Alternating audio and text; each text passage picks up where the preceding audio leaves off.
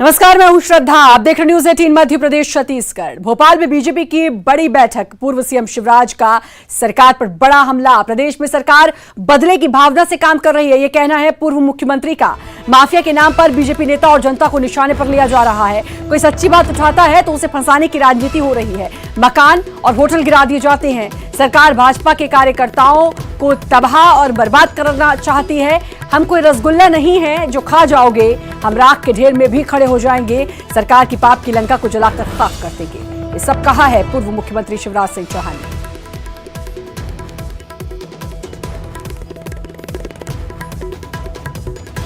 सरकार ने पूरे प्रदेश को भ्रष्टाचार और नर्क बनाने की कोशिश की है। जनता उसमें जल रही है, परेशान हो रही है। शराब का लोकव्यापीकरण किया जा रहा है। सरकार को रेत तबादला उद्योग शराब नाके दिखाई दे रहे हैं। पोषण आहार माफियाओं के हाथ में दे दिया। कल मैं गुना जा रहा हूं, वहां कार्यकर्ता और आम जनता पर अत्याचार हो रहा है। कोर्ट के स्टे के बावजूद भी कार्रवाई हो रही है। एक का तोड़कर 10 से पैसों की वसूली की जा रही है। पूरा प्रदेश बेहाल है, विकास ठप है। उधर वो पोषण आहार माफिया लगातार समय बढ़ता जा रहा है। 7 प्लांट बनाए थे पोषण आहार के लिए, महिला सेल्फ हेल्प ग्रुप को दिया था, उनके संघों को। वो फिर से माफियाओं के हाथ में दे दिया। और भांजे भांजी तो परेशान है ही बेचारे, कोई पूछने वाला नहीं है। सारा प्रदेश हाहाकार कर रहा है और तो बदले की भावना से ये काम कर रहा है। माफियाओं के नाम पर जनता और भाजपा कार्यकर्ता निशाने बनाए जा रहे हैं। अगर कोई सच्ची बात उठाता है तो गंदे केसों में भी फंसाने की राजनीति हो रही है। मकान गिरा दो, होटल गिरा दो, भाजपा के कार्यकर्ताओं को तबाह और बर्बाद कर दो। हम रसगुल्ले नहीं जो खा जाओगे। भारतीय जनता पार्टी के कार्यकर्ता फिनिक्स पक्षी की तरह राख के ढेर में से खड़े हो जाएंगे और कमलनाथ सरकार के अत्याचार और पाप की लंका को जला के राख कर देंगे। प्रदेश अध्यक्ष कब तक इंतजार कीजिए। Sir, Scindia ji sir, Scindia ji sir, 16 घंटे सिंधिया जी आ रहे हैं। कमलनाथ जी से मुलाकात उनकी नहीं होगी। अरे ये जाने वो जाने, हमें क्या आप तो कार्रवाई कर रहे हैं। सरकार कह रही है हमारा प्रमाणित तभी तो कार्रवाई कर रहा है। विपक्ष इस बात का आरोप लगा रहा है सर, ये तमाम कार्रवाई किया गया है। वो एसपी को बोल दिया। हाँ सर, जो एसपी की प्रमाणित तभी तो हम कार्रवाई कर रहे हैं सर। इस महंगाई में डाबोल चाह रहे हैं। ये फिजूल की बातें ना करें। वो कल मैं गुना जा रहा हूं। कार्यकर्ताओं और जनता पे अत्याचार और अन्याय हो रहे हैं। कोर्ट के स्टे के बावजूद भी मैंने हमेशा कहा है, माफियाओं पे कार्रवाई का हम हमेशा समर्थन करेंगे, लेकिन एक का तोड़ के 10 से पैसे वसूल कर लो और फिर उनके नाम पे भाजपा कार्यकर्ताओं को कुचल दो। अब इसको हम सहन नहीं करेंगे। तबादला उद्योग तो चल ही रहा है, जब जिसको चाहो बदल दो। 2-3 महीना कोई रहता है, इसके बाद फिर बदल दिया जाता है। और इसलिए हाँ ये होता है, अभी एसपी अब बदल दिए कि जो आता है उसको ये पता नहीं कि कब तक रहना है। इसलिए जब तक रहना है जल्दी पैसे खींचो, क्योंकि दे के आए हैं तो निकालना भी पड़ेगा। पूरे प्रदेश को भ्रष्टाचार का नर्क बनाने की कोशिश की है सरकार ने और जनता उसमें जल रही है, परेशान है। और मनोज हमारे संवाददाता हमारे साथ जुड़ चुके हैं। मनोज, पूर्व मुख्यमंत्री ने काफी गंभीर और बड़े आरोप लगाए हैं सरकार पर।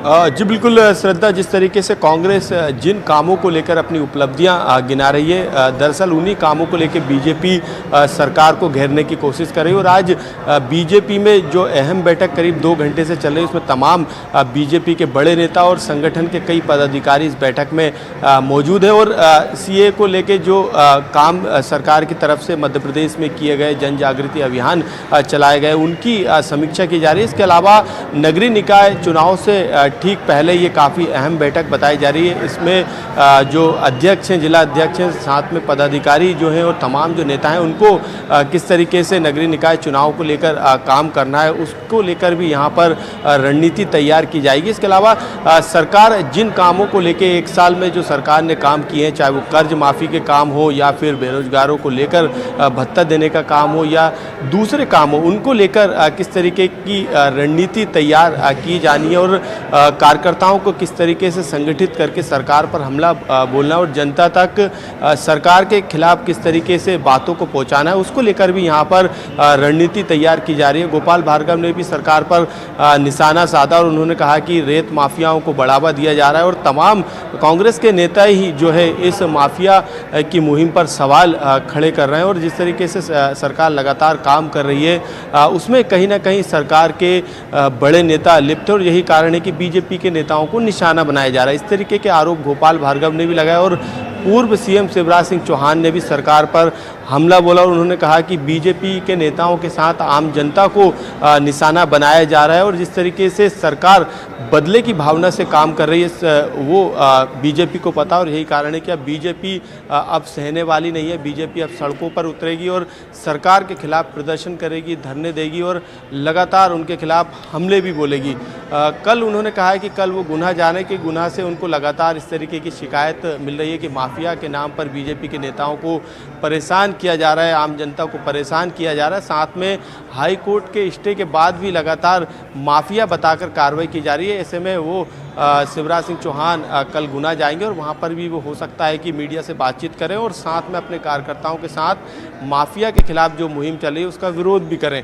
तो तमाम तरीके से जो सरकार लगातार अपनी उपलब्धियां बता रही है, खासतौर से माफियाओं को लेकर बीते दिनों में जितनी कार्रवाई सरकार के द्वारा की गई, तमाम माफियाओं के खिलाफ अभियान अभी भी जारी है। चलिए अब देखना होगा कि सरकार जैसे अपनी उपलब्धि बता रही है वही सरकार की कमियां गिना रही है, विपक्ष गिना रहा है।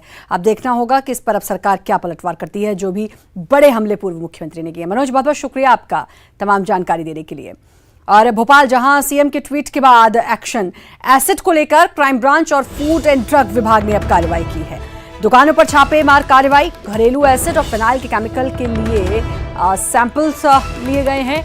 और आपको बता दें कि मुख्यमंत्री ने ट्वीट किया था कि एसिड जो खुलेआम बिकता है, जिससे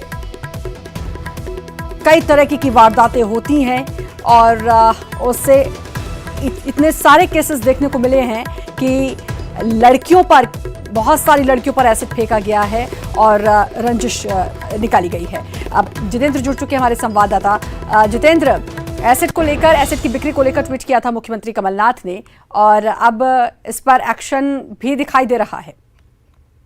सीएम के ट्वीट के बाद यहाँ पर जिला प्रशासन और फूड एंड ड्रग विभाग की टीम मौके पर पहुंची और लगातार जो एसिड बाजार है भोपाल का, यहाँ पर छानबीन की गई है और कई केमिकल हैं, एसिड वाले केमिकल हैं, उनकी छानबीन की गई, जांच के लिए सैंपल लिया गया है।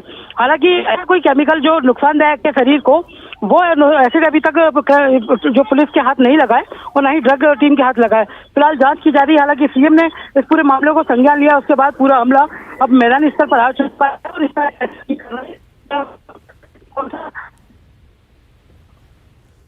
तो अब एसिड की बिक्री को लेकर अब एक्शन भी दिखाई दे रहा है। सैंपल्स लिए गए हैं, फिनाइल वगैरह की बिक्री, फिनाइल के केमिकल के सैंपल्स लिए गए हैं, घरेलू एसिड के सैंपल्स लिए गए हैं, जांच के लिए भेजे गए हैं, दुकानों पर छापेमार कार्रवाई की गई है।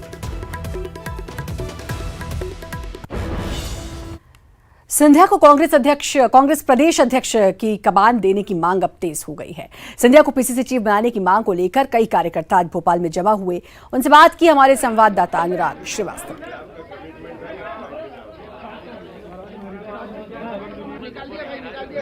लंबे समय के बाद ज्योतिरादित्य सिंधिया राजधानी पहुंचे और यहां पर डिनर में शामिल हुए, चाय पे चर्चा में शामिल हुए और प्रदेश कांग्रेस दफ्तर में भी कार्यकर्ताओं से मुलाकात की। लेकिन सिंधिया ने अपने दौरे के बाद मीडिया में चर्चा में ये जरूर कहा कि उन्हें अपने लिए कुर्सी की जरूरत नहीं है, पद का उन्होंने कभी मोह नहीं पाला। आम जनता की आवाज को वो उठाना चाहते हैं और कार्यकर्ताओं से सुनना चाहते हैं क्या उनकी शिकवाएं, क्या शिकायतें और किस तरीके से उनका समाधान किया जा सकता है। लेकिन सबसे बड़ी बात है कि सिंधिया भले ही इस बात को दरकिनार कर रहे हो कि प्रदेश कांग्रेस अध्यक्ष उनके लिए कुर्सी का मोह नहीं है, उनको राज्यसभा पद की दावेदारी नहीं चाहिए, लेकिन जो कार्यकर्ता है, जो समर्थक है, वो इसी बात पर अड़े हुए हैं कि सिंधिया को कमान दी जाना चाहिए। तमाम लोग यहाँ पर मौजूद हैं।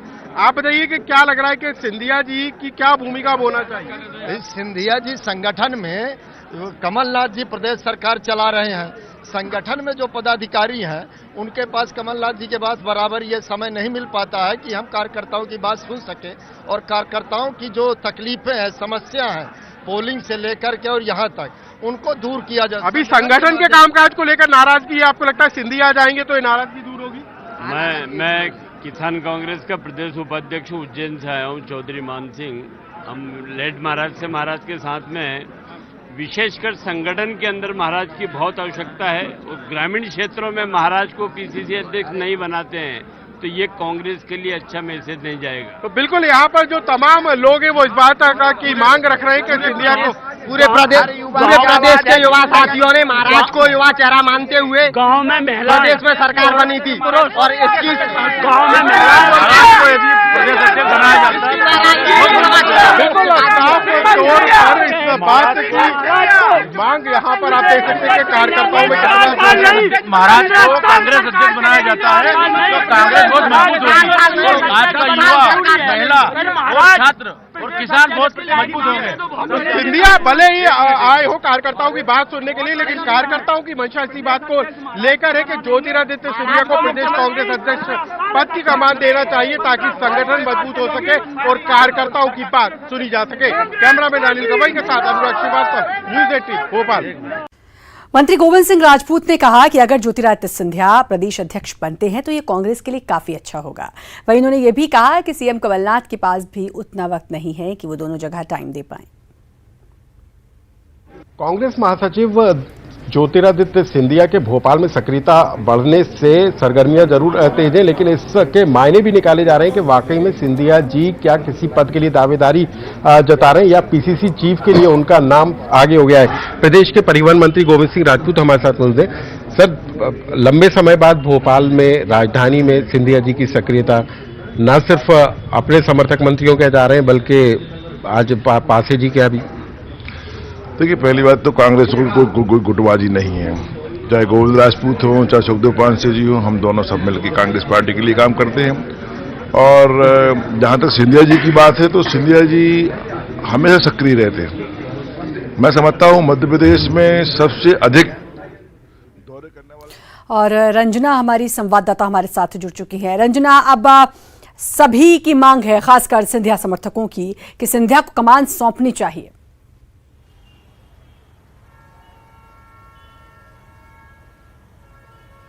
जी श्रद्धा, बिल्कुल ज्योतिरादित्य सिंधिया का जिस तरह से 2 दिवसीय दौरा राजधानी भोपाल का रहा, तो वो हमेशा भले ही ये कहते रहे कि वो अब राजनेता नहीं बल्कि जनसेवक हैं, लेकिन जिस तरह से उनके हाव भाव रहे, जिस तरह से उनका तूफानी दौरे रहे, उससे वो ये जरूर जता गए हैं कि अब वो राजनीति में बहुत ज़्यादा सक्रिय हैं और बहुत सारे लोग उनमें आने वाले नेता की छवि भी देख रहे हैं। वहीं उन्होंने एक तीर से कई निशाने भी साधे, जहां उन्होंने अपने समर्थक मंत्री के यहाँ पर डिनर किया, वहीं दूसरी तरफ कमलनाथ खेमे के जो मंत्री हैं यानी सुखदेव पांसे पीएचई मंत्री, उनके घर पर जाकर चाय पर चर्चा भी की, एक तरह से अपने विरोधियों को भी साधने की कोशिश की और ये भी दिखाने की कोशिश की भी कि सबके साथ मिलकर लगातार चल रहे हैं और बहुत ज्यादा वो पहले से सक्रिय हो गए। भले लोग उन्हें कम आंकने की कोशिश करें, लेकिन उनकी जो सक्रियता है बहुत ज्यादा बढ़ गई है। यानी उन्होंने ये भी कहा कि अब उनकी जिम्मेदारियां प्रदेश के विकास को लेकर बहुत ज्यादा बढ़ गई हैं और पत्र व्यवहार तो वो करते ही रहे हैं, लेकिन अब भी वो सरकार को घेरने से पीछे नहीं हटेंगे। यानी कि जो प्रदेश सरकार ने जनता से वादा किया है, उन चुनौतियों पर अब सरकार को खरा उतरना होगा, यानी उन वादों को जल्द से जल्द पूरा करना होगा। वहीं दूसरी तरफ जिस तरह से वो पीसीसी कार्यालय में भी पहुंचे, कार्यकर्ताओं ने उनका गर्मजोशी के साथ स्वागत किया, तो कहीं ना कहीं वो ये जरूर जता गए हैं कि ना सिर्फ प्रदेश कांग्रेस अध्यक्ष के लिए बल्कि राज्यसभा के टिकट के लिए भी उनकी बहुत मजबूत दावेदारी है। भले ही सिंधिया चुप्पी साधे हुए हो, स्पष्ट कुछ ना बोले, और भले ही कांग्रेस ये कह रही हो कि ना ही सिंधिया में, ना ही माफ कीजिएगा, कांग्रेस में गुटबाजी है और कुछ भी कहा जा रहा हो, लेकिन सीधे सीधे मायने यही है कि सिंधिया को कमान सौंपनी चाहिए और सिंधिया राज्यसभा जाना चाहते हैं। अब तक तो यही कुछ निकलकर सामने आ रहा है, बाकी वक्त बताएगा। रंजना, बहुत बहुत शुक्रिया आपका तमाम जानकारी देने के लिए। वक्त ब्रेक का जल्द हाजिर। ब्रेक के बाद एक बार फिर से आपका स्वागत है। निकाय चुनाव के नतीजों के बाद बीजेपी को यह लगने लगा था कि उसकी आम लोगों के बीच पकड़ कम हो गई है। ग्राम पंचायतों के चुनाव में प्रचार प्रसार के लिए बीजेपी ने सीधे संवाद का तरीका निकाला। साथ ही चेरा पुन्नी के दिन से भात पे बात अभियान शुरू किया। इसके लिए बीजेपी दफ्तर एकात्म परिसर में पूर्व मंत्री अजय चंद्राकर ने जोर शोर से प्रेस कॉन्फ्रेंस की, लेकिन ये अभियान अब बड़े नेताओं की उदासीनता के चलते फ्लॉप शो साबित हो रहा है। साथ ही इसमें खुलकर गुटबाजी भी सामने आ रही है। वहीं कांग्रेस का कहना है कि बीजेपी में ये बहुत आम बात हो गई है, गुटबाजी चरम पर है और कोई भी नेता किसी दूसरे को बड़ा होता नहीं देखना चाहता। बात की कहीं पर बात आई होगी, बात की बात को लेकर के बीजेपी कहीं पर जाने की जो बात है, मुझे नहीं लगता कि इसको लेकर के कोई नेता, इसका अजय चंद्राकर जी हमारे शुरू किए हैं। बाकी जो नेता हैं अपने अभी चुनाव में सब लगे हुए हैं और चुनाव में जाकर के जो कैंपेनिंग अपने कार्यकर्ताओं के लिए कर रहे हैं। कार्यकर्ता का चुनाव है, हम चाहते हैं ज़्यादा से ज़्यादा हमारे जनप्रतिनिधि आए। रमन सिंह और धर्मलाल कौशिक लगातार हारने के बावजूद शीर्ष पदों में कब्जा जमा हुए, तो मैं ये कह सकता हूँ कि रमन गुट और बृजमोहन गुट में लगातार लड़ाइयाँ चालू हो रही हैं और कोई भी अब घर से निकलकर भारतीय जनता पार्टी का प्रचार नहीं करना चाहता, क्योंकि इनको कमीशन खोरी की आदत पड़ गई है। जनहित के मुद्दे से राघवेंद्र हमारे संवाददाता हमारे साथ जुड़ चुके हैं। राघवेंद्र, भात पे बात तो होनी थी, लेकिन ये बात बन नहीं पाई। देखिए, बीजेपी भात पे बात करके जो है कहीं ना कहीं अपनी पकड़ ग्रामीण एरियो तक बनाना चाहती थी, क्योंकि पंचायत चुनाव है और ऐसे में पंचायतों तक पहुंचकर भाजपा अपनी पुरानी पैठ को, जो कि 15 सालों तक उन्होंने राज किया था, उसको गांव-गांव तक पहुंचाना चाह रही थी, उस वापस पैठ को जमाना चाह रही थी। लेकिन जिस तरीके से नगरीय निकाय और दूसरे जो है परिणाम आए हैं, उससे कहीं ना कहीं पूरी पार्टी में निराशा है और उसका असर उसके जो योजनाएं जो बना रहे हैं उस पर भी दिख रही है कि पार्टी के एक बड़े कद्दावर नेता जो है वो इस तरीके की घोषणा करते हैं, अजय चंद्राकर ये घोषणा करते हैं और उसके बाद जब उसके इम्प्लीमेंट की बात आती है तो बड़े नेता से लेकर छोटे नेता तक नदारत रहते हैं। गांव-गांव में भात पे बात की बात कही जा रही थी, लेकिन ये केवल बात होकर रह गई है, केवल कागजों में एक तरीके से कहा जाए तो बीजेपी के कागजों में सिमट गई है। बीजेपी ने ऑफिशियल इस पर एक प्रेस कॉन्फ्रेंस किया था और पूरे पार्टी की ओर से एक ये बयान था कि भात पे बात करके गांव-गांव तक बीजेपी पहुंचेगी, लेकिन कहीं ना कहीं अजय चंद्राकर की जो बात थी उसको बातों बातों में उड़ा दिया गया है और अब कोई भी गांव तक पहुंच नहीं रहा है, किसी तरीके से भात पे बात हो नहीं रही है। तो समझा जा सकता है कि भाजपा में जो बड़े स्तर पर गुटबाजी है उसका असर ये योजना जो है चढ़ गई है और भाजपा के लोग ही इस बात को लेकर अब जो है कहीं भी जो है संजीदा नहीं दिखाई दे रहे हैं कि वो ग्रामीण एरियो तक पहुंचकर अपनी जो है पैठ। लेकिन हैरान करने वाली बात ये है राघवेंद्र की लगातार हार पे हार भाजपा को सामना करना पड़ रहा है, चाहे वो विधानसभा हो करारी शिकस्त, निगम चुनाव में भी करारी शिकस्त, 10 के 10 निगमों पर कांग्रेस का कब्जा, उसके बाद भी इतनी उदासीनता और इतनी लापरवाही और इतनी थकावट दिखाई दे रही है।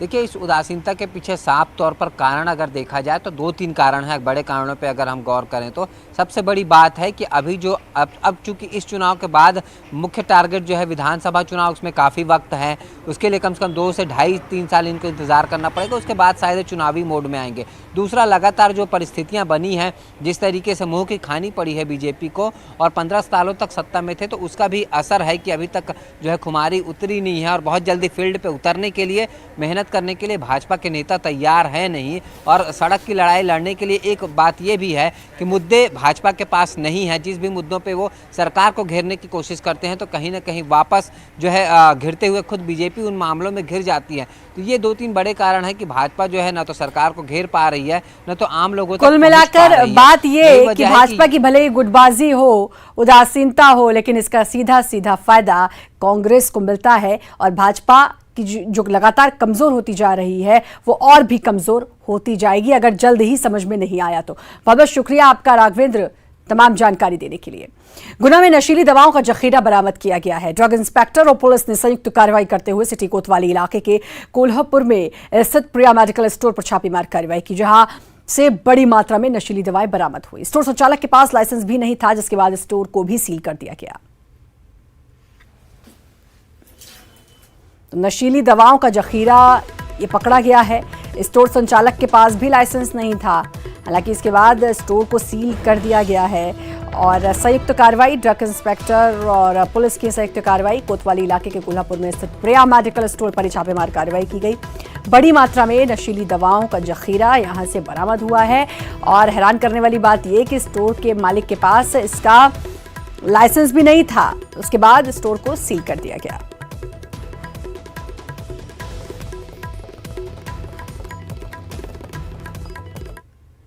सतना में जीआरपी ने एक ठग को गिरफ्तार किया जो रेलवे का अधिकारी बनकर कबाड़ कारोबारियों से ठगी करता था। दरअसल कबाड़ कारोबारी अमित कुमार ने जीआरपी में शिकायत की और ठगी करने वाले का हुलिया और मोबाइल नंबर बताया, जिसके बाद जीआरपी ने 62 साल के रंजीत सिंह चौहान को अरेस्ट कर लिया। ये शख्स रेलवे के माल गोदाम में ले जाकर सौदा करता था और एडवांस रकम लेकर चंपत हो जाता था।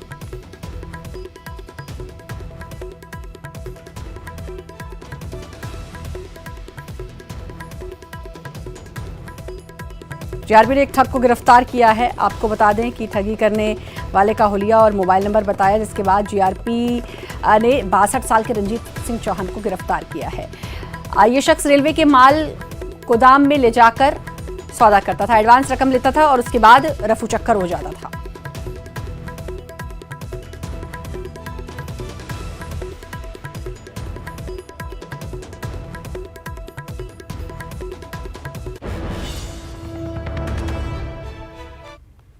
दतिया में 2 युवकों की ग्रामीणों ने पिटाई कर दी। शहर के एक चौराहे पर खड़े लोगों से आदमी ने कहा कि दोनों मेरे पैसे लेकर भाग रहे हैं। इसके बाद भीड़ ने बिना कुछ सोचे समझे युवकों को पीटा। बाद में युवकों की जब तलाशी ली गई तो उनके पास से पैसे नहीं मिले। उधर युवकों का आरोप है कि युवकों पर आरोप लगाने वाला भी गायब हो चुका था। बिना सोचे समझे युवकों की पिटाई करने वाले भी चुपचाप निकल गए। उधर पीड़ित युवक घटनास्थल पर रोते बिलखते चले गए। इसी के साथ बुलेटिन में इतना ही। बाकी खबरों के लिए लगातार बने रहिए न्यूज़ 18 मध्य प्रदेश छत्तीसगढ़ के साथ।